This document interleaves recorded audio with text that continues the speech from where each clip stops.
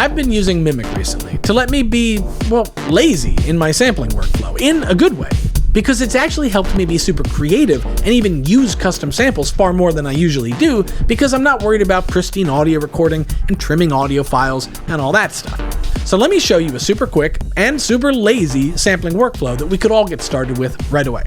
So here's how it kicked off. I recently got one of Teenage Engineering's pocket operator synthesizers. And this particular pocket operator, the PO128, has some really cool 8-bit style noise oscillator drum sounds. And while it's fun to play around with the pocket operator's onboard step sequencer, I thought maybe I'll sample these drums and bring them into the Reason rack where I can mess with things like Reason's player MIDI effects. Now, in the past, I might have had this thought and recorded the sounds one at a time, trimmed the audio files, loaded them into an NNXT sampler, mapped the sample zones, and so on.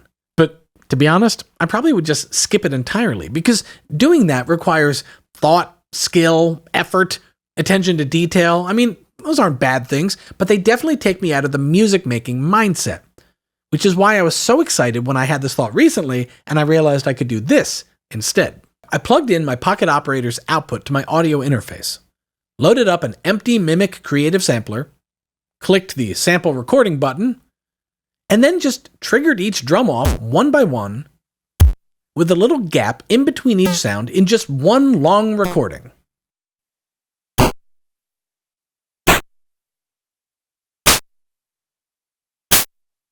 When I'm done, I hit stop and switch to Mimic's slice mode. That's kind of it. Mimic's slice mode, with its automatic slice detection, has mapped these drums onto my keyboard, so I'm ready to go. I could dial up the release envelope to see how much decay I want on my samples, and then get to making music with them right away. For glitchy drum sounds like this, I'll play around with something glitch-friendly, like the beat map player to trigger a pattern.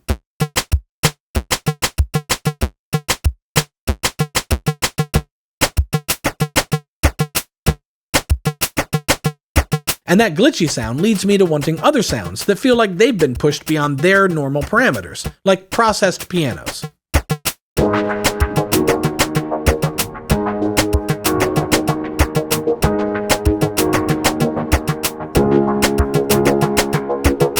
And at this point, I'm in that fun creative mindset where one production decision informs the next. So I'll keep this glitched and algorithmic vibe going with a bass line from Quad Note Generator.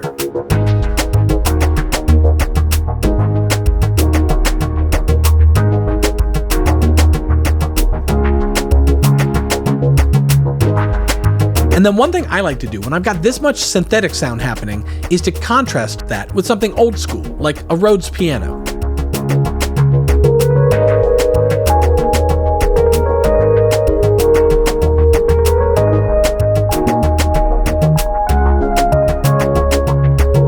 This style of super easy and lightning fast sample mapping means that I can now consider capturing samples really anywhere I go, which is exactly what happened 2 nights ago when I went over to my friend Ben's house. His living room has sort of been taken over with all the instruments that he plays. I sat down behind his cool little lo-fi drum kit, pulled out my phone, and sampled it.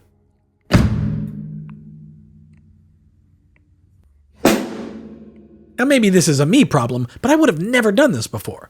But I knew that I could load that audio into Mimic, switch to slice mode, and after dialing in the sensitivity slider, I'd have my own custom lo-fi drum samples that took almost no effort to capture or bring into Reason.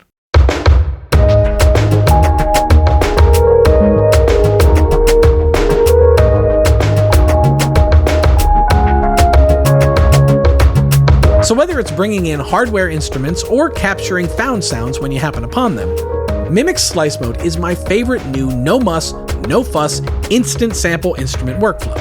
Try it out for yourself.